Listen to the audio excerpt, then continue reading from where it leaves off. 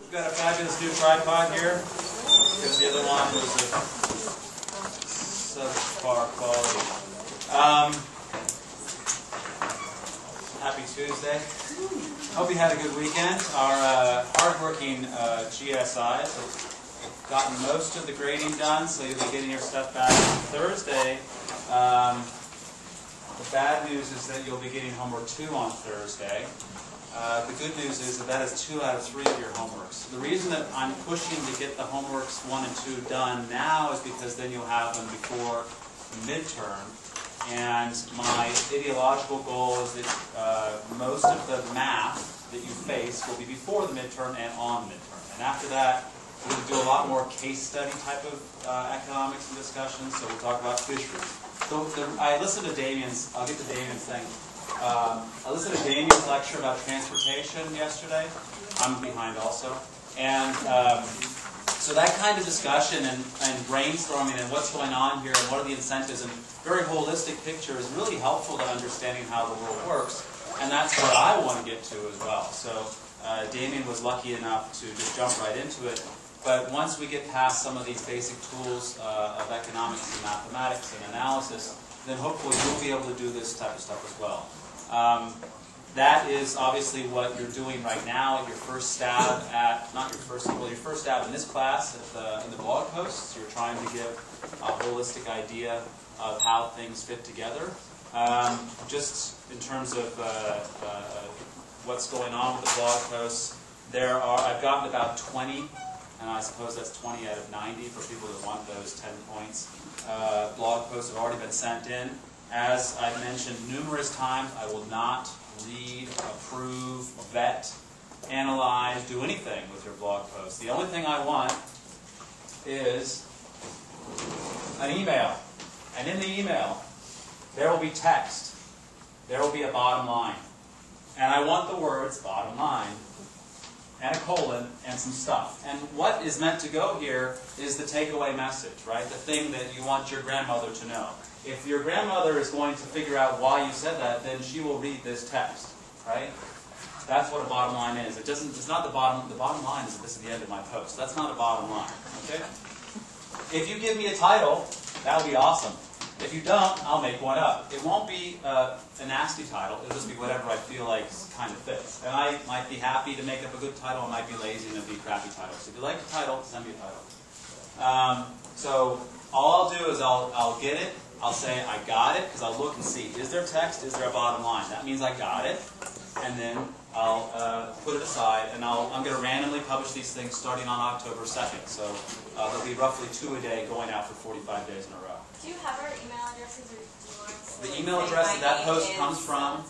The email address that post comes from will be the email address that is linked to your name. Okay. And on the blog, on my blog, I'll add a little thing on the top, and it'll say, you know, John Doe says, blah blah blah, and then that'll be it. I'll just it's going to be basically cut and paste in there. Okay. Now some of you, this is another note. Some of you have been putting references in the bottom. I will probably just stick the references on the bottom, but if you want a link to a particular statement, like cats are good, then put a link in that text so I can hyperlink to that sentence. Okay? If you're trying to substantiate a statement, if you just say references, Wikipedia, well, that doesn't help anybody, right? I went to Wikipedia and I learned about stuff, and now, so you have to have an actual link. If you don't have any references or any links, that's fine, but it's just considered good. It's good manners, basically. Put in references. Any questions about the blog post? How does the scoring go? If somebody slams your post, Doesn't matter. You get your points, right? You just look like an idiot. So this is the difference between intrinsic and extrinsic motivation, right? Which I told you before. And you know, earlier on I said, look, if you guys want to walk out of an economics class and claim that you know economics, then your blog post should make sense. If you look like an idiot, then you're not really good at economics, right? So my job is to help you get better at economics, which unfortunately means practice, homeworks, midterm blog posts. Later in the quarter, you'll be doing briefings. Those will be much higher quality. And if you didn't know it already, you'll be grading each other's briefings, okay? So it's going to be my classmate wrote this awesome briefing. I will give them good points. Or they suck, and I will give them bad points. So keep in mind that your economic analysis shall be improving, hopefully through practice and also through time. Any other questions on that stuff? Yeah. The blog post doesn't have to be about natural resource economics. Nope. It can be about anything with economic analysis attached to it. I'm writing a post on Putin right now, who is one of my least favorite politicians, and so that's political economy of natural resources. They have oil, so I get to call that my expertise. Office hours today, 12:30. On Thursday, I'm moving it up. I'm sorry I keep moving my office hours around, but I'm moving it to 3 p.m. instead of 3:30, if that matters. Thursday, I'll be handing out the homework that day, so that means you might have a question. So just keep that in mind 1.5 hours earlier. Let me go over some stuff that came up in office hours under the logistical tag. And this is just a simple thing to keep in mind that may not be clear the first time.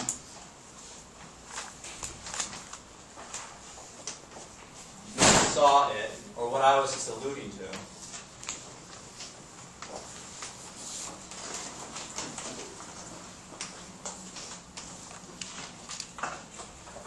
So, what's the difference between these two figures? New hand. This is one of those pattern recognition tests, SAT. Somebody knew. Is the right one like more a combined like aggregate market? Perfect, that's actually good. That's big Q, right? This is an individual firm. And this is the market.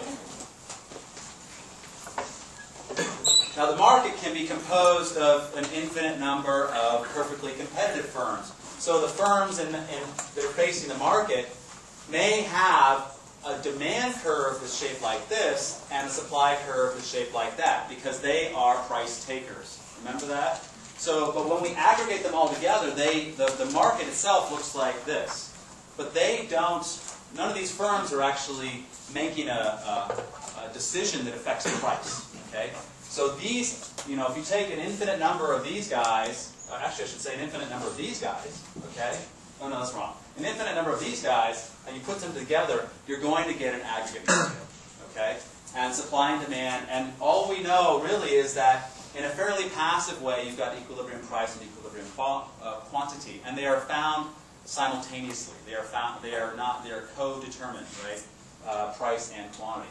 Over here, for the individual firm, they have an upward sloping supply curve. They face a downward sloping demand curve. And this could be the entire market for a firm, right? This is a monopoly situation. So now this is demand cap D for the whole market. And this particular firm, if it acts like a profit maximizing monopolist, will do what? In terms of doing what? Decision making. What happens in the head office? Yeah. Produce where MR equals MC. Right, produce where MR equals MC. Is that right here? No. Where is that? Is that right here? Yeah. Kind of. Is this the price or the quantity here? Quantity, awesome. Right? There's price, and that's QM. Okay? So I might, I could draw that right next to that, and on a test, for example, and say, what's the difference? And you'll say, oh, look, pay attention to the axes. This is where axis labeling really does matter. Okay? It depends on what the firm is facing. All right, so that's just a note. Another note of a kind of a philosophical nature is why are we doing so much of this math? Why are we doing math when we're trying to learn economics? Is this really just confusing to do, let's call it to do that. Is this confusing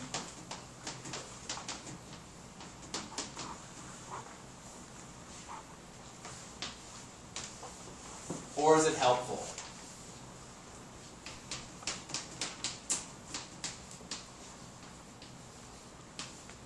Okay, these are the same thing here. Okay? The reason that we're going back and forth between the math and the math, either the algebra or the figures, the graphics, is that we're trying to do I like more, right? But we want to have a reasonably concise way of doing I like more. And this, for some people, is more concise than this. This is actually more concise, or it's more communicative for some people. It's easier to understand this because it says, oh, I like more, but less and less, I like more and more to a less and less degree, right? Increasing at a decreasing rate. And so the use of mathematics and economics is not meant to torture you. It's just meant to be a way of working with the concepts so that they're clearly communicated, right? It may seem to be the opposite of clearly communicated when you see all this math and you're trying to do optimization, but this is the goal, all right? So I'm sorry that it's not the most obvious thing sometimes for some people, but over time when you're working with it, you should be able, remember, who saw the Matrix? Matrix? Remember they look at the screen and all those letters are falling down? And it's like, oh, I can, and then after a while you can see reality through the letters. Like some of you are still seeing these letters and going, what the hell is going on here? Right? But this should be, after a while, you'll be, oh yeah, people like more. Okay? You'll see through the math. I'm not trying to put so much math that you can't see through it. That's the idea. A minimal amount of math so that you'll see through it and say, oh, I see what's going on here. Now, if I wrote this on the board, I said, this is my utility function. Is that a good thing or a bad thing to write down? It's a bad thing. It's a bad thing. What's it look like? Concave up. Concave up. Right? This is not a very good shape for a utility function because it implies the more you have, the more you like what the more you have. Right?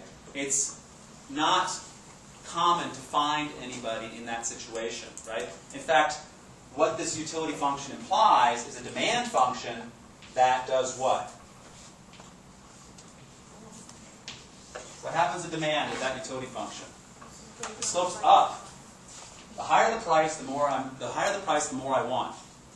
That's kind of weird, right? Except for those bling things that I talked about before. There can be something about psychology involved, but generally speaking, this is not a viable expression of preferences, economic preferences. Yeah. If we talk about luxury goods, can we use that? Not really. I mean, who owns a luxury purse? Girls' purse, those Gucci's or LVs or whatever they are? Or the rip-off Gucci's or LVs. Does anybody own one? You guys are all still students. You don't? Do you have two? Do you have three? Do you have four? You know, it's like maybe one's enough, right? I mean, even Imelda Marcos ran out of shoe space, and she's like, 1,200 pairs of shoes, that's plenty for me, right? So luxury items, the demand for luxury items slopes down, just like any other demand, okay? But it tends to, what happens to demand for luxury items with, what happens with that? In terms of, what's the difference between a luxury item and ramen? Here's a demand curve for LV purses. And here's a demand curve for ramen. Why are they different? How are they different? Not besides one's inside the other. When your budget increases, you're going to consume less of the ramen. Right, so your budget increases, ramen shifts in, and? Huh?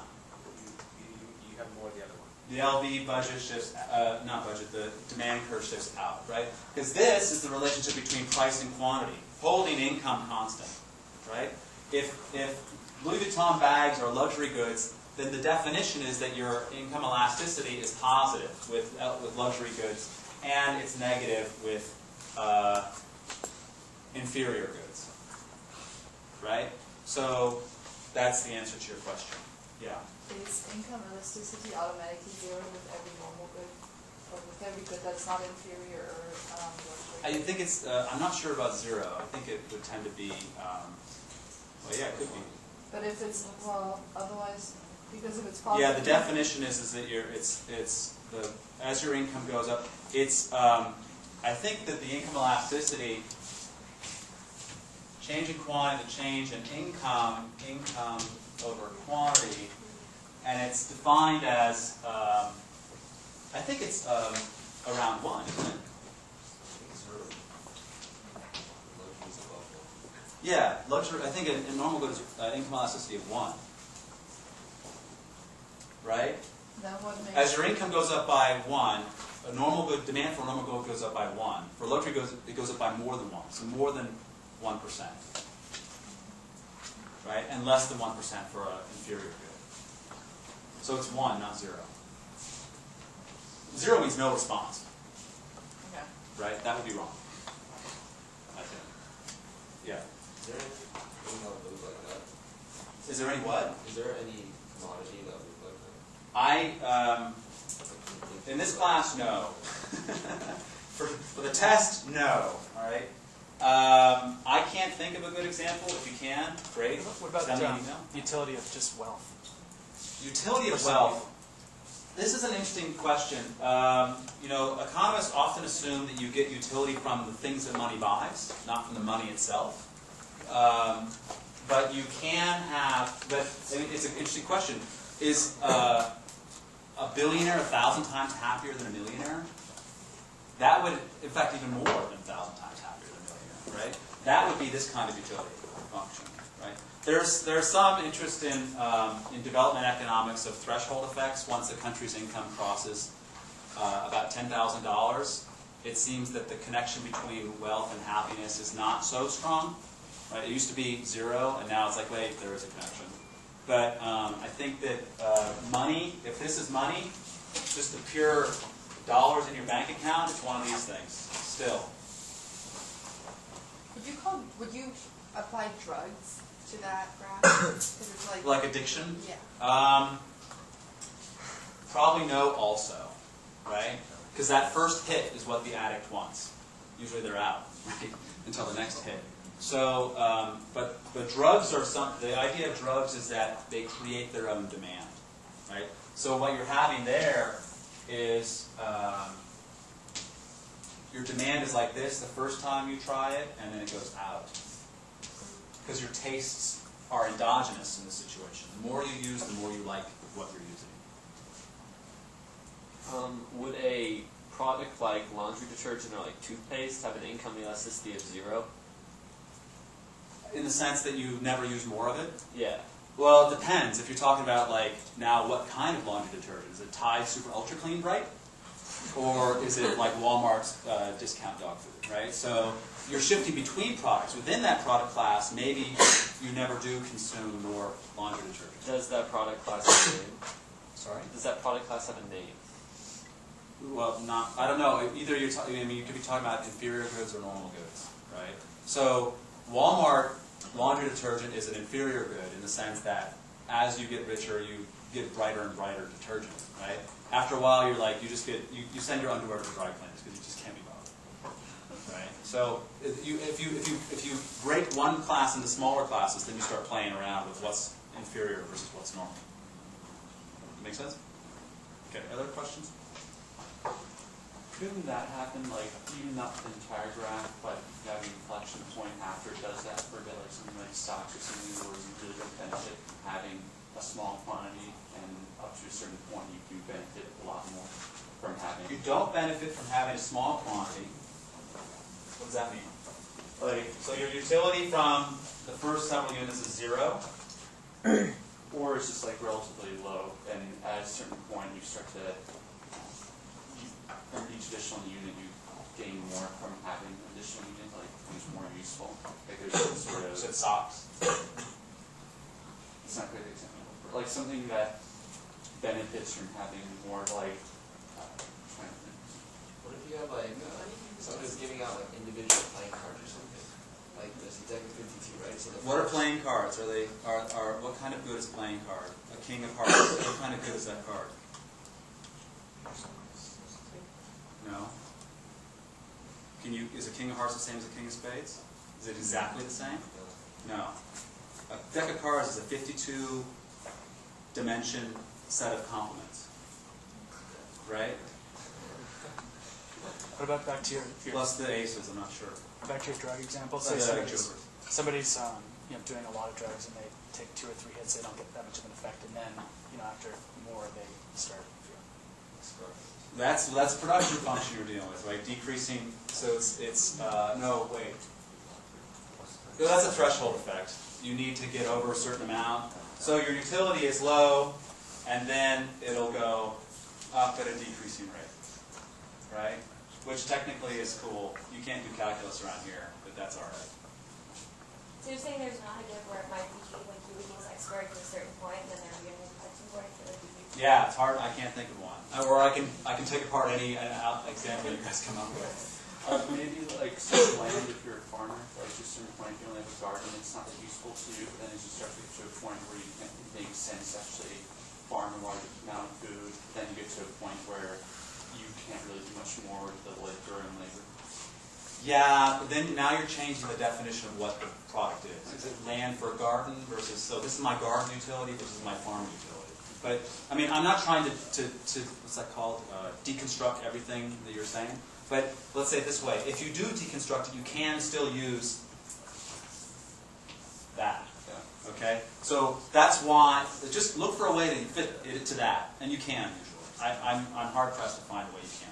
What about a collector's item in general, where the 5th item is worth much more than the 1st, and so the 10th, and so maybe Well, why is the 5th item worth more? Is it a set? Because, no, it's not a set. Like, you just get pleasure from getting more and more and more. The more you have, then maybe somebody's willing then to pay for his 20th collector car is willing to pay even more than I paid for. doubt that.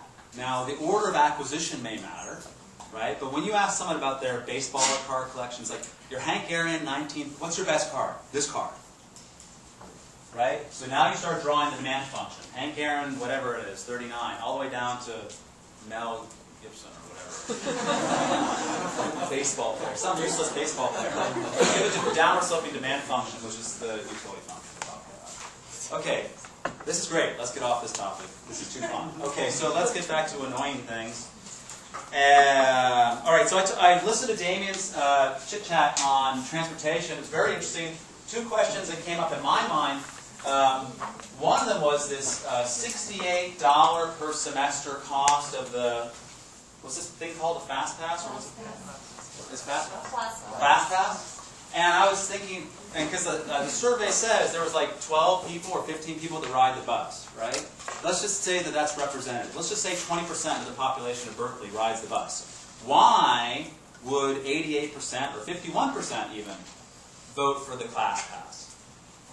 Why? I mean, I'm just throwing it out there. I'm not doing economics right now. Anybody? Well, I think that 20% of the population relies like heavily on the bus. And then it's like the other, like maybe 60%. It's like you're walking on Telegraph and the number 1 comes.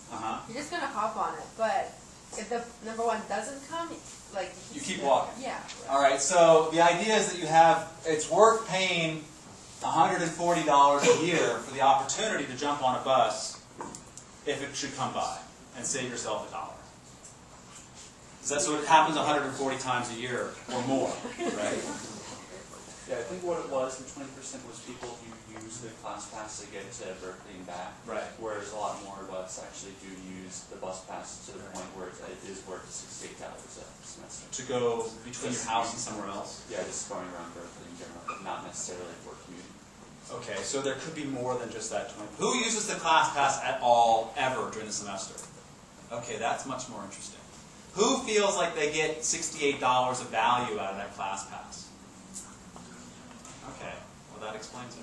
Any other questions? I was going to say, maybe when they have the vote, like all the people that really want the class pass these days to show up and spoke out. Yes, absolutely. Right, that's a big deal. The people that really care do show up. This will show up in the book when you read The Logic of Collective Action. You'll definitely see that effect. This is called interest group politics, right? You might have heard of that, yeah. But the other reason, because I thought about it and I calculated it, and then I was like, well, I'm actually paying more than I'm getting. Yeah. But I don't mind because it's going to AC Transit. So I look at it. Organization we all love. No, but it's.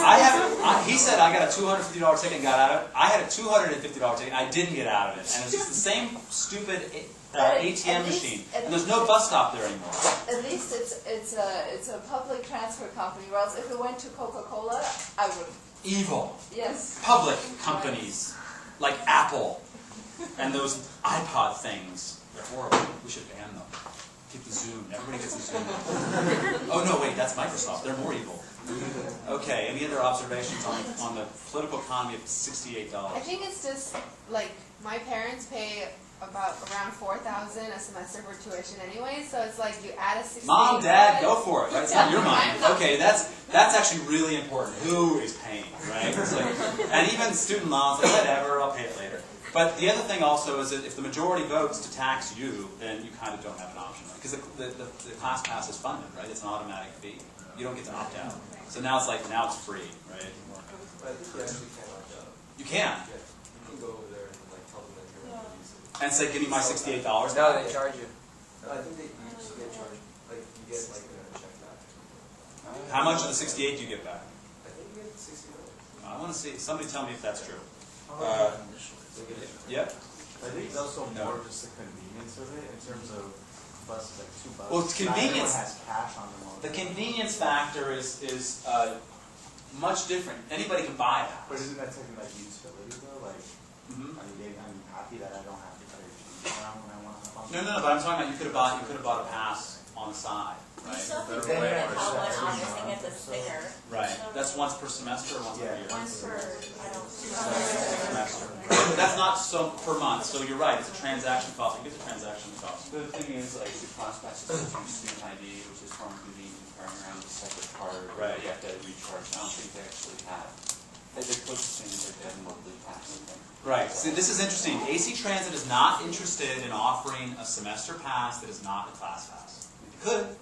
They could call it a not class pass that you pay for, right? But did I get this right? 2/3 of that $68 does not go to AC Transit? Except part goes to some kind of financial aid. Financial aid, which is like, woo, black hole, right? What is that? You guys are out there protesting stuff, right? Protest that. Where the hell's my money going, right? It went from $18, right, or something, to $15 to $68, and wow, 2/3 of 68 is about 18, or about 1/3 of 68 is about $18, right? It's $23 or whatever. So that's someone out there has got a whole pile of money coming in. Now that brings up what I call the political economy of taxes, which is once a tax shows up, it almost never, ever, ever goes away, right? Once they got you, then it's never going to go away. And I've got 2 examples of that. One of them is my favorite of all time, is the tax on telephones to pay for the Spanish-American War. When was the Spanish-American War? 1898. When did the tax on telephones to pay for the Spanish-American War end?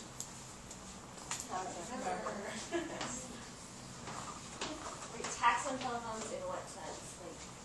Like buying a Like phone? no, you own them. Like a Ma Bell, you pay 52 cents a month Oh. for the Spanish-American War for 100 years. Right? And then someone's like, yo, we paid for this like 10 times over. And that was the problem. They had paid for it by whatever it was, 1920, but they just kept it rolling in. Right? If you look at a regulated phone bill and it's got all these 62 line items, even your cell phone bill is crazy, right? It's like, what does this mean? And this is the logic of collective action. It might take you, maybe the tax on your bill is 52 cents. Okay, $6 a year. What's my time worth? Even at minimum wage, it's worth $6 an hour. Maybe it's going to take me an hour and a half to look this up or figure it out or whatever, so I'm not going to do it, right? But if you multiply $6 by 300 million citizens, or let's just call it 100 million phone connections, boy, now we're talking real money. Why are you multiplying $6? That's the annual cost of that tax at 52 cents. I just threw this number out there. But say it's 50 cents a month, that's nothing.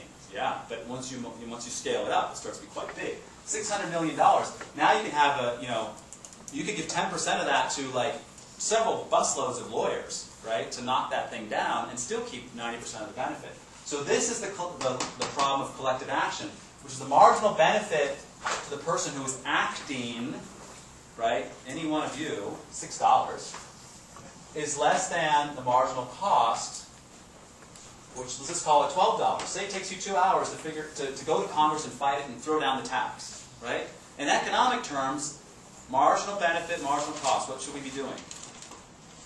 What's the economically rational thing to do? Do nothing, right? You go find a couple friends, you organize your own little special interest group, and then you go do it, right? But worse than that is like, wow, it only takes 3 of us to, get a good cost-benefit ratio. Well, let's let someone else do it, right? Let's get let's just put an advertisement in Craigslist. Please help me. Go work for me, and I'll benefit from it. You will too, but you do it first, right? What's that called in economics? The jargon. You have a homework group of 3 people. 2 people do all the work. The third person is a what? Free rider. Just like that, okay? This is the problem with collective action. How do you take care of free riders? All right? In homework groups, you kick them out, right?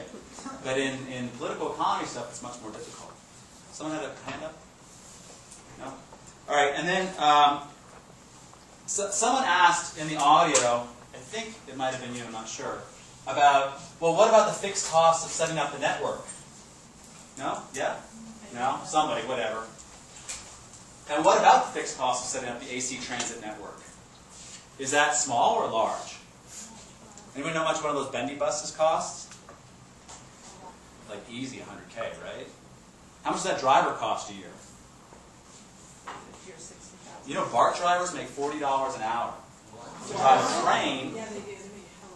To drive a train on tracks that goes in one direction, right? I mean, a bus driver has a challenge. There's no bikes in the way. They don't even drive the train. They just sit there and they don't even tell good jokes. They suck sometimes. Anyway, so you've got a cost of a bus. Now but you've got the system map, right? And you've got anybody who's going to go into urban planning and be like, cool, urban planning job, right? Oh, we should go from here to here. Why? Because I think so, So there's this huge cost of setting up the network. You got to do the study, you got to do the traffic reports, you got to buy the buses, you got to get the drivers, you got to get this huge administrative group, you got to have ticket sellers and ticket printers and accountants and all kinds of stuff. So the fixed cost of operating the AC transit is huge. If anybody does this on a blog post, you just go to their website and get their annual report. It'd be awesome. I bet it's probably, if you take buses into account, what are marginal costs? What are variable costs for buses? What's a variable cost? Huh? Gas. What else? Maintenance, yes. Right? Maintenance. What else? Huh? Wages. Yeah, the drivers are kind of a little bit fixed, a little bit variable. We could call them variable in the sense that then you shut down the whole network, right? So let's just put the wages, let's put that into a sunk fixed cost, because I wouldn't be surprised if the drivers were union, right? And because the biggest growth in unions since World War II has been in the public sector or private sector? Public sector, right? Surprisingly, there's no competition in the public sector. Why not unionize? So if fixed costs are 70+%, then, I'm guessing, something like that, then the marginal cost of, you just want to shoot just throw a bunch of riders on there, because the marginal costs are quite low compared to the revenue, right? Fixed cost, 70%, revenue 0, you might as well take some passengers on, right, to get some money back. But here's what I'm getting at. Is this network actually efficient at meeting passenger needs? Who's trying to take the bus sometimes and it's not going from point A to point B, where they want to go? That's happened, right? There's someone from, you're from Vacaville, the whole Vacaville dialogue. It's like 3 hours to get here from Vacaville, whatever, right? Take my car. That's very rational, right? But interestingly, what's an alternative in terms of public transportation to the bus in Berkeley? What could be? Rideshare. Rideshare, okay, so you kind of have to show up at a corner and hope that you can get around town. Yeah, Craigslist or something. A little bit tricky, very tricky. Around Berkeley? Around Berkeley. Berkeley, Oakland. Which one you get it? Bike, public transport, kind of, individual transport. But what does a bike do? A bike is very efficient at getting from where you want to be to where you want to be, right? You can walk, you can bike, you can take a car. Taxi? Why not take a taxi? Expensive. Why are taxis expensive? Do you know that there's a limit on the number of taxi licenses in Berkeley? So, has anybody ever been to a country where they have essentially deregulated jitneys or buses, dolmushes in Turkey, things like that? It's like, you go into traffic, it is insane, because it's crazy, because everybody's driving around all over the place, all over the place. But, it only costs like 12 cents to take a taxi, or a share taxi, what they call it, right? That system is not allowed in many, many parts of the developed world. Right? We want our nice, orderly, mapped out system that somebody with a PhD in urban planning figured out that is good for you, and you, and you, and you, and I know exactly what you need. Okay? And unfortunately, I know exactly what you need means that you don't get what you want, and what you do get costs a lot of money. Right? So this is a counterexample. There's this really sad example of the public transport system in Santiago in Chile. Chile is like this crazy free marketplace, if you've followed politics.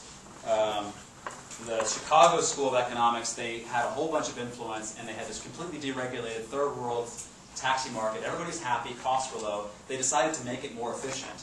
And the costs went up, the ride delay lengthened, and people were less happy. And they lost crazy amounts of money. They didn't even make money, they lost money. So it was like, it's an example of a fiasco of central planning that happened only a couple years ago, right? So, but it's all in the name of some kind of planning efficiency. And that is actually what I'm getting at with this question of markets, right? The idea of like, do we want markets or do we want order? But you know, UC Davis has these like, I think it's like school subsidized tipsy taxis that drive you from like point A to like certain stops. Right. That's for $2. Right. What's the reason for that? I was there. I never took it. I was, biking while under the influence. Why? What's the BUI? You can get a ticket. I know a guy got a ticket walking his bike because he had the potential to get on it. It was like the cops in Davis have nothing to do. Unlike Berkeley. So, although I did like Damien's comment, there's like 120 different parking violations you can get in Berkeley. This place has got too many parking rules. Hold on a second. I want to get to this. Hold on a second. I want to get to this question. So, why are there tipsy taxis in Davis that are subsidized? The students probably pay for them with their tuition. Yeah, they pay through the tuition. That's the source of the subsidy. But why subsidize a taxi for drunk people, not for sober people? Public safety. Right. I mean, how much does it cost to kill someone, or what's the cost of a dead person? Very high, right? The cost of a person who's sober walking home, whatever, who cares? I think it's better than Bear Walk. I don't know about like. What is bear walk? It's a safety walk. Someone will walk you home. Yeah. On their bike. They have a bike. Yeah. So it gets you. They're supposed to run away. What? Yeah, that's like their orders is to run away. Wait, what? All in the name of good fun. Yeah. I had a friend who worked for Bear Walk, and they literally get the walkie-talkie program to call the police with a flashlight. And that's all. Like, they're supposed It's to someone to walk with you, make sure you don't get in trouble. Yeah, exactly. That's better than nothing. But they're supposed to be able to, like, they're supposed to call them if you're worried that you'll be, attacked. Crazy. Or something Well, like yeah, that. But I they don't don't have know. anything except the faster. What I've seen drunk people do, not a good thing. So if they came up with a club and they hit you over the head, that'd be fine with me, yeah. They also pick you up after 11, so if you're at the library and you live like 5 blocks away and it's 2 in the morning, you can get picked up after a while. So that's cool too. I mean, that's like a public safety. I was back, I mean, the whole Take Back the Night thing, I've looked into that a long time ago. There's a whole industry called safety from predators, which is an interesting industry. It's more cost than benefit, let's say it that way. But it does. I'm glad that it exists, right? The industrialization of it is like the military-industrial complex. It's a little bit scary. Any other comments on that stuff? Yeah, they have whole seminars and stuff like that. It's like all the NGOs doing fundraising seminars of how to get more money. Right. So the thing about this is that the efficiency of this plan system may be less than the efficiency of the other system, but politicians like it because they can point at it and say, I organize this system. Politicians cannot point at a bunch of bicycles and say, I organize that. Right? Politicians cannot point at a bunch of taxis and say, I organize that. So they can take credit for something even though it might suck, because it's something that they can put their hands around. And that's the difference between markets versus, I'm going to write bureaucracy. So you mean free market or Yeah, markets in the sense of individuals making decisions. Okay, so it's like you go to the market and you say, I want to have. Literally, you go to the market. So I'm going to get a yogurt, I'm going to get an orange, I'm going to get a whatever, a ramen, because you're in this inferior goods situation. Or I, the central planner, decide, oh, cafeteria food, right? You will have this food today. And old school cafeteria food was like it was that meal. Like you go to the cafeteria now, it's like you have 600 choices, right? Because they have to compete in a way with all the fast food alternatives. Well, I think of the financial market. Like the New Yorker just came out with a really extensive article of the whole financial crisis. Right. And that's very much like free No, market. that's not free markets. That thing on the financial crisis was all about, number one, a whole bunch of regulators had no idea what they were doing. Number two, a whole bunch of donors getting a whole bunch of money's worth in terms of bribery with politicians. Right? And number three, I don't even know what to say. All of our money going out the back door, right? So that's not the same as free markets. But it's, But isn't the financial system not regulated? oh my God, no, it's totally regulated. Well, I mean, to the extent, well, it is, but there were parts of it that weren't. Like that was what the article was. Okay, so this is an interesting aside. So the biggest problem is when they found AIG was not regulated by anybody. AIG is American Insurance Group. Yeah. The government paid something like over $100 billion so far. $180 billion of taxpayer money. $180 billion to AIG to bail out a whole bunch of credit default swaps. I see a blog post here. A whole bunch of credit default swaps that were not regulated by anybody because AIG is an insurance company. What the hell are they doing in that kind of financial product? Now, the problem was that there was a regulatory net, and they fell through it, right? If there were no regulations at all, right, then they would have just gone bankrupt. But then step back one step and say to in your little game theory mind, say, wait a second. If I'm trying to make a deal with AIG, and they have $180 billion of outstanding whatevers, and no one's going to back me up, do I want to make a deal with them? Well, yeah, the idea is moral hazard. No, it's not moral hazard. Well, the moral hazard comes up when the buyer thinks that AIG, the seller, is regulated and secure. Moral hazard is when AIG can say, oh, yeah, we're backed up by the government, right? And if there was no moral hazard risk, which is that if AIG goes BK, it's your problem, then I personally be like, I'm not doing some business with you. I don't understand anything what you're doing, right? So the problem was the perception of regulation when there was none. In a free market, there would be no regulation. You would realize there's no regulation, right? It's like when you buy something or when you sell something to someone and they give you a bunch of cash, $100 bills. You're like, whoa, check out the $100 bills, right? Because you have to make sure they're real. They might be handing you counterfeit or something like that, right? And that's buyer beware. But buyer beware, which is the old school, has been replaced by regulator will take care of you, right? The FDA says this pill is good for me. Right? When it may not be, right? It might kill me or it might do nothing at all. It's a whole placebo type of problem. Question on that? So the markets. Wait. Let me pass around this thing on markets. Pass that around. This is the Hayek reading that I told you guys would be reading, and I suggest that you read it kind of now. Not in class now, but between now and when I hand you the homework. It's only 12 pages. It's very easy to read. It was written in 1944. And it's also posted on the web, so in case you lose it or whatever, you want to send it to your friends. Oh my God, this is so amazing. Then go ahead and do that. But this paper is a very, very, very important paper. It's probably the most important paper as far as I'm concerned in economics. And it's about information.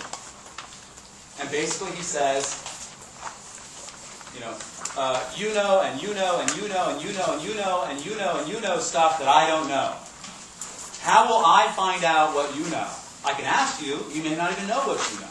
Right? I can guess, I might make a mistake. That's this question of the central planner against the individuals making decisions. Okay? And this paper is essentially the most devastating critique of bureaucracy and central planning. And it really is important because it helps you understand why markets are important and why prices A single price conveys a lot of information, right? The price of a gallon of gasoline, $3 and whatever, 5 cents, has a whole bunch of information. What's in the price of a gallon of gasoline? What does $3.05 mean?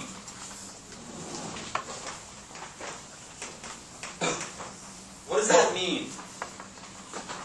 What does that represent in terms of costs? Labor. Some guy to be at the gas station. What other labor? Well, the people who set up the platform to drill for the oil. Someone on an oil platform. What else does it represent? Transportation costs from Venezuela or wherever. Taxes and subsidies. There's taxes, explicit fuel taxes, subsidies that may not be reflected because they're lowering the price. Someone says that the cost of gas should be, a barrel of oil should be $300 if you include the cost of military. What else? Political costs. Political risk, right? When every time Nigeria has another explosion in their civil war, the price of oil goes up and the price of gasoline goes up. That's a scarcity cost. What else? What else is in that price? Marketing. You need gas. Buy it. Or our gas, not their gas, because we have a tiger in our tank. What else? What else is in the price? Yeah. Profit. Somewhere there's a profit. I think the profit on the gas station is like a penny a gallon or something ridiculous. What else? Oh, the drilling equipment? Drilling equipment, capital costs. The value of the consumer for the product? The value to the consumer? Or how much the consumer values the product? Now that wouldn't happen.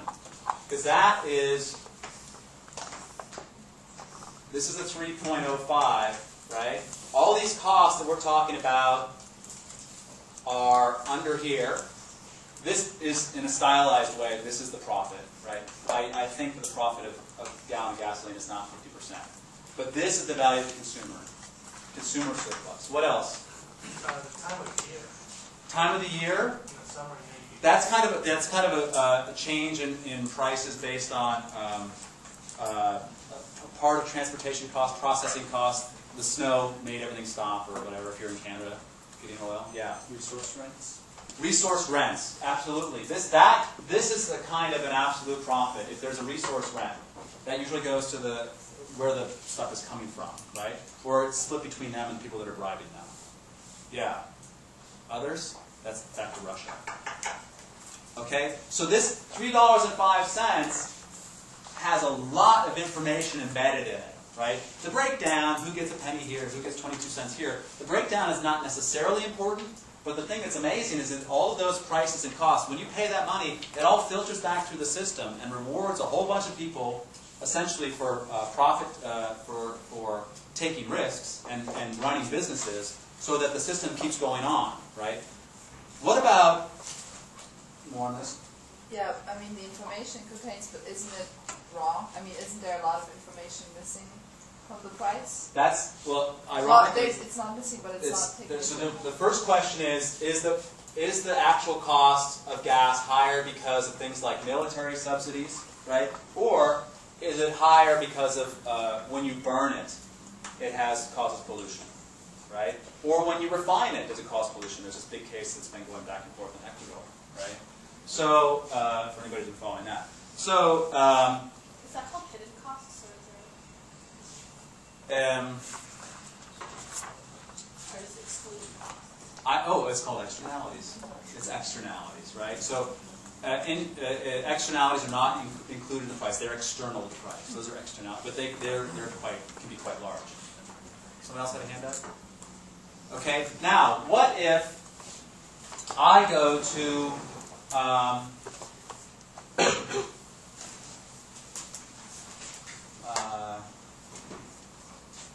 the campus and I buy a parking place? What do those parking permits cost?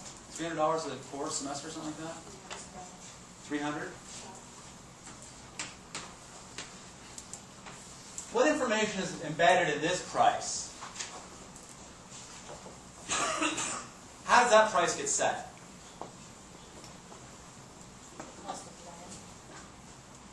The cost of land. Administrative costs. Administrative costs. Space. let's say that the cost goes up to $350 next year, semester or whatever. Why is there a $50 difference?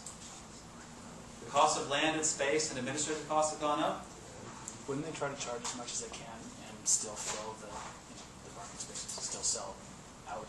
Okay, so the question, what I'm getting at here, and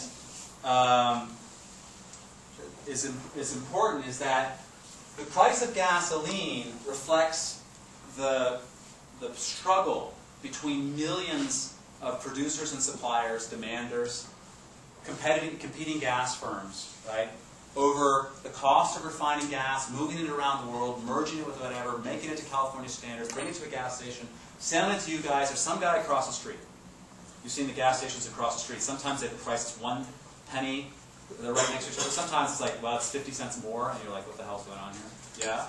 How come some of them charge like more for if you use like a credit card? Well, what's the obvious reason for that? I guess they want to like, they don't know. The credit card company collects a fee, first of all. They collect 2 to 5%. Sometimes the most interesting example is where you pay cash and they just put it right in the drawer. They don't pay any taxes on that gas, right? Or income. So cash discount can reflect several different things. Yeah? Nothing? So this price here is much more of an administrative price. Now nominally, it might represent cost of land, cost of administration, supply and demand. The easiest way to do supply and demand is to essentially have an auction market for parking permits, right? And then there will be an auction. The number of permits will be fixed at whatever it is, 120 in one lot, and the top 120 bids for permits will win the permits, and that'll be it. That's the price, whatever the price ends up being, right? But these prices are set administratively, right? I guess the protests on the walkout were, we don't like where you set the price. Set the price somewhere else, right? No, but we have teachers and administrators and janitors and land paid for and that. So this price is actually being set through an administrative method, right? Almost, it can be arbitrary. There are completely arbitrary prices. My favorite example of that was when I was in Cuba, breaking the law, and they had rum, and they had 7-year-old rum for $3 a bottle, and they had 5-year-old rum for $5 a bottle. Now, the rule with rum is the older it is, the more it costs. But in Cuba, it was upside down. Why was it upside down? Somebody screwed up. They put the wrong number in, right? All of the rum in Cuba, in cash stores, is sold by the government. They're like, oops. I went to the store, I'm like, I'll buy that one. That's more expensive. Like, no, senor, you want this one. This is better. Why? Oh, because this is the better one. They made the price was fucked up, right? So, Fidel is not good at business. This is notoriously well known, right? So, this is an example of an upside down price that is essentially someone making a mistake. But administrative pricing can be really wrong, right? And competitive pricing can be really right, okay? And you have to worry about externalities, but you have to worry about externalities for administrative pricing as well. But the thing is that people like administrative pricing. They like having control. Like, I know I'm going to set the price, and then people are going to, it's when you set the price for, say that whatever U2 comes to give a concert at Berkeley, and U2 demands that the price be $10 a ticket. How many students are going to be in line for that?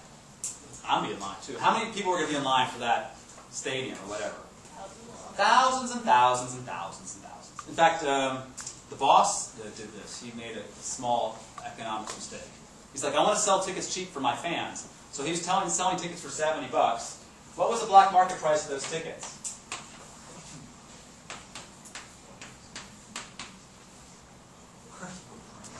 He wanted to save his fans a bunch of money. All the scalpers took up all the tickets. Then the fans paid $700, right? He's like, well, he's trying to do the right thing, but he doesn't get that supply and demand thing. And who is that? Bruce Springsteen, the boss. Is that like how the Dalai Lama event ended up? Because like the Dalai Lama It came. might have been free or something like that. I don't know. I think it was like $18, Yeah. and then students had In to Berkeley, yeah, it's like had to like sleep outside all night. yeah, I'm sure, and they probably sold it to people who live over there in gourmet ghettos. Like, oh my God, the Dalai Lama, my guru. Touch his feet. He's a cool guy, but like, you know. So I mean, there's different ways of doing the pricing. Probably the way to do it is not sell it for $18 and just do a lottery. You know, it's like there's 18,000 people want 4,000 tickets, then just like issue random numbers and give away the tickets. If you want to give away the tickets, and then people will resell the tickets. That's fine, right? So markets are hard to understand. You don't really know what's going on, and that's something that drives people crazy because most people deal with a scale of I have my you know, the sociologists who looked at Facebook, they said people have got 700 friends on Facebook, whatever. Sociologists looked at the patterns of communication with people on Facebook. Guess how many friends people really have on Facebook? 5. Just like reality, right? Who's on your phone? Who do you call all the time? Who do you talk to all the time? Facebook, same thing, right? And Facebook has this thing called casual friends, right? But like, they're not friends. You're my friend. It's like, yeah, dude, but I'm not giving you my car, right? Just because you're my Facebook friend. So people deal with very small scales. It's an evolved thing. We deal with like a platoon. It's like 5 or 7 people we can deal with. 100 people max. Like, this would be a community in the old school. We'd all live together, die together, fight with each other, and then we go fight that other tribe. But when you get into a country of 300 million people, it's like beyond comprehension. And buying something off of the internet is like, it's almost like an act of faith, right? Like, oh my God, I'm giving someone my credit card and there's some guarantee somewhere and whatever, and then they're going to send me whatever I think I need. So there are issues with just our cognitive ability to handle markets and information in markets. This paper addresses that. And it's really hard for people to kind of let go and relax and just like walk into a market and trust that things are going to work out. And what people who get into control and power tend to do is they tend to say, I don't like it, and I can control it. I will have power, and I will set the price here, or whatever, even though I might have this massive cost of shortages or waste or externalities or something like that. So that's what this paper is all about, and that's what markets are all about. I don't think I'm ever going to get through this list. Let's turn off the thingy for a second. I'm going to put in the fabulous video. What does game theory mean? I'll wait, that's okay. Go ahead. I can move you into I can't tell. Someone. What? What? It's kind of like a way of trying to make decisions based on what you think other people are going to do. Yeah. It's, I know that you know that you know that I know that you know that I know that you know. I know. Right? So, when we talk about game theory, we talk about the idea that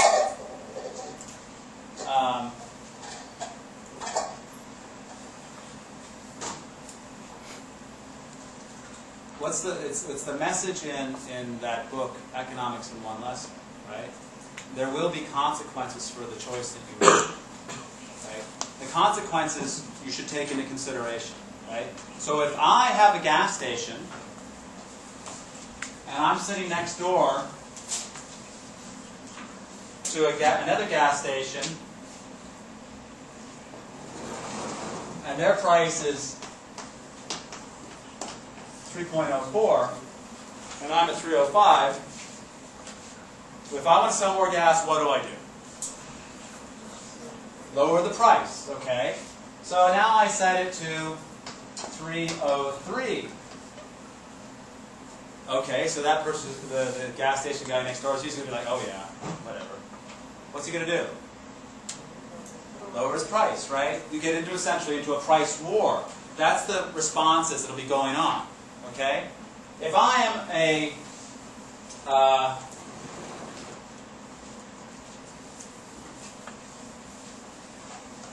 bus driver, and I'm making my, whatever it is, $32 an hour, and a bus ticket costs $2, and someone else comes along and says, I'll take you for $1.50 because they're running one of these share taxis. What do you do as the bus driver? Get them out. Huh? Get them out. get them outlawed. Yeah. That's not the bus driver. What are the incentives that the bus driver has? None, right? If I drive around an empty bus all day, I think even better off. No one wants to get on the bus, right? I just make 18 bucks an hour driving in circles, right? Do I care? Right? So this essentially is an example of an administrative pricing situation. The price is set, you work, you do whatever you're doing, versus a competitive pricing, a game theoretic pricing, whatever you want to call it. Okay? So sometimes prices are going to change in response to your action, if you are the small business person, and sometimes they are not going to change, right? And if you are a bureaucrat, it's much easier just to outlaw this annoying competition than to face all those decisions about where to set prices, right? That's why monopolies like being monopolies. They don't have to deal with that nasty competition. And the worst monopolies are the ones that can outlaw their competition. Right? What's one of the oldest monopolies in the United States? The post office, right? What is it, 1898? Did I say 1798 or 1797? I mean, forget Microsoft. You know, that was, I mean, their market power started in 1988 and it ended in 1998 or thereabouts, right? So the U.S. Post Office, but they've faced competition since the 1970s from FedEx, from UPS, right? Email has destroyed the post office, right? That's why stamps have gone up and up and up, and there's more and more junk mail coming in our slots. But the one thing the post office still has is a monopoly on, literally on, where'd it go? Over here. Where's the doorknob? Over here. This. That's the monopoly, the mail slot. Right? It is illegal to put stuff in a mail slot. It is legal to put pizza flyers on your doorknob. It is not legal to put a pizza flyer through your doorknob, your mail slot. So they defend that monopoly very, very strongly, right? And they have government power to do it. They can, you know, send you to jail. If you're FedEx and you're competing against UPS and they lower their price of their overnight you're 14 bucks or you're 12 bucks and they're 13 bucks. If they lower their price, are you going to respond or not? If you're FedEx. Raise your hand if they're going to respond, FedEx. Raise your hand if they're not going to respond. Raise your hand if you're comatose. Come on, you guys. Jesus. All right, the people that were paying attention, yes, you were right. So that's the way that markets work. They're very hard to figure out because, damn it, I lowered my price and I want to sell more, and now that guy ruined my day by lowering his price also. Right? That's why people hate competition. They try and get out of it as often as they can. You. Then can both of them just say, like, we'll set this price and not lower it? That's called what? Collusion, cartel, similar. They will try. This is what Adam Smith wrote about. Adam Smith, Mr. Free Market, he said it is not more than 3 minutes or something like that after a bunch of business people get in the same room that they do not collude, that they begin to collude against the public. It's paraphrasing. Right? Adam Smith was no laissez-faire kind of guy. He was definitely very knowledgeable about what businesses want to do. They want to maximize profits. Questions, Bill? I was just asking for that. It's just set as low $12. Well, yeah. So the way you can see it is airline fares. You ever see the airlines have got millions of fares, and they all are connected by very complicated computer programs, but at different offices. And United will look at all of the fares of Delta and Northwest and everybody else, and they move their prices, and United move. There's a whole bunch of implicit collusion, essentially. But aren't they somewhat limited in the range where they can move around? Because they still have to, I mean, of course, the one who would offer it for free would get all the business. So in order to they would get all go out business, of business. But too. yeah, you don't Right. make, I mean, there's only so far you can go, right? Right. So what they try and do is they send nice binders to secretaries with their embossed with their name on it. UPS loves you, Miss Smith, right? To build loyalty, because Miss Smith doesn't pay the cost of shipping the package, right? The company pays. So there's all this incentive question. The Miss Smith is just the bus driver.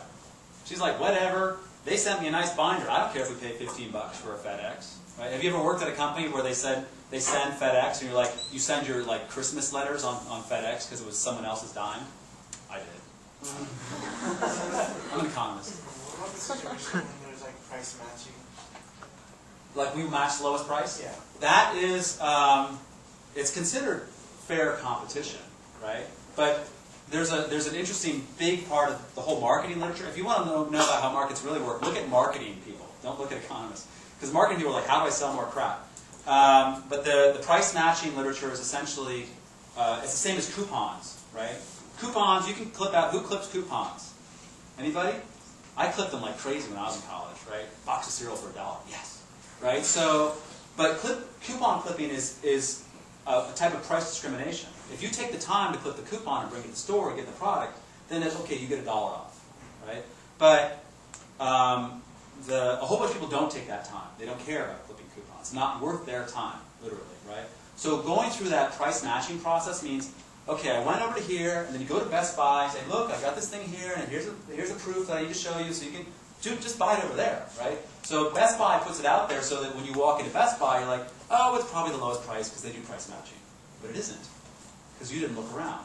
So it's kind of a game, right, to see what's going on. The other thing about those rebates, you know, who's ever gotten like a $10 rebate and then forgot to send it in? Doesn't that suck? And it's like, damn, I thought this was only $90, now it's $100 because I forgot, right? And they also count on that. When they have these rebate claims, you only get 30 days to claim it, and they're like, oh, sorry, we're keeping your money. So that's kind of like you thought you got the money, you thought you got the lower price, you bought it, you go home and you forget to do it, or whatever, they don't put a stamp on it, whatever, so you lose your money. Yeah. Just going back to airlines for a minute, if they like all monitor each other's prices, why is it that they're almost all the airlines are bankrupt? That doesn't make any sense. Well, that might be too much price competition, right? But also airlines have got a lot of fixed costs. Things like pensions and pilot salaries are famously high. But you think that they would like account for that? It doesn't really make sense. Yeah, the other part of the airlines is they need to run their routes in order to offer a full schedule. And so you can have 2 airlines both losing money on, or 3 airlines losing money on one route. When it gets down to 1, they start making big profits because they're monopolizing that route. There's interesting literature on routing in airlines. And it's basically, the more airlines you add to a route, the cheaper the price gets. But you need to be able to drive out the high-cost airline. But typically they don't get driven out because they declare bankruptcy, they throw out all their debt they accumulated by being dumb, and they go back into business with lower prices again. So consumers are served, but stockholders are not. That's why it's a bad idea to buy airline stocks. Anything else? And then we're free to financial advice. Okay, so let me roll through this thing here.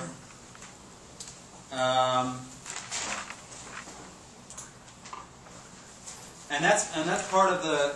Oh, we only have a few minutes, so I'll finish up on the walkout thing, and then we'll get to the theory of the firm. So the walkout update. It's not like I have a lot of data on the walkout, but I wanted to point out some more incentives. So the walkout was all about we protest because we want our administrative costs to be lowered by somebody who gets to lower things. They just change the number, and that's a form of political action. Okay, if the cost of coffee at Starbucks or at Yali's or whatever, if they raise their cappuccino price from $2.50 to $2.80, then people just walk down the street and they go to Starbucks, or they go to Pete's, or they go to wherever else, right? They're competing on price. You vote with your feet in markets. You just go somewhere else. Online, it's very simple. Click, click, click, click, click. You just do price comparison. So you have a lot more autonomy in terms of determining how much you pay, because you just switch firms, and those firms get the feedback because they see their sales fall. But in a monopoly or in a political situation, price negotiation is either take it or leave it, here's the price, or we protest politically, call our congressman or whatever. So there's a very different way of setting prices in an administrative forum versus in a marketplace. In water, which is an area I spent a lot of time, it's one of the most dysfunctional and inefficient segments of anywhere because almost every water utility is a local monopoly. You can't get, I mentioned this a long time ago, you can't go get tap water from somewhere else, right? You buy bottled water from somewhere else. You buy Coke instead of bottled water, but tap water comes from whoever your monopoly is. And they are regulated. They're regulated by either politicians or by regulators. So here's the thing that's interesting, is that the university, you guys basically face this huge cost of switching universities. I said, walk out, go to Stanford, go to San Diego, whatever, UC San Diego, wrong place, right? Go to San Francisco State. So, but it's a huge cost. It's not just transferring your transcript. You got to move. You got to lose all your friends, but they're all on Facebook still. And you have to, you go from one place to another. And the thing that was interesting is I looked at this in terms of an academic study, and I looked at two dimensions. One is competition among universities for applications, based on the cost of applying, the application fee, which those prices turn out to be very competitive. But the fee that is not competitive is a transcript fee, right? You can only get it from your alma mater. And I thought economic theory would be that they would screw you on the transcript fee. And at the UC, actually, it's about $12 or something like that to get your transcript. But believe it or not, Harvard, Princeton, Yale, Stanford, they charge $0 for transcripts. Why is that? Why would they charge $0? They roll it into the fees, but more important than that, it's not just a bundling example. They want people from their school to apply for many different jobs to get good jobs. That's a good idea as well, because they want to help you distribute your transcripts to grad schools. But I looked at one thing that was interesting is that there's a relationship between the cost of the transcript fee and the percentage of alumni who donate money. Right? The game doesn't end when you graduate. Right? That's the key thing. So what my point is on universities is there's lots of different actors with different perspectives and goals fighting with each other. You've got the cost accountants who say it should be $12. You've got the development people. Development actually means money raising. They say, lower it, we want donations. Okay? And inside of any organization, you're going to have struggles between different groups of administrators, leaders, salespeople, whatever. And we'll do more on that on Thursday.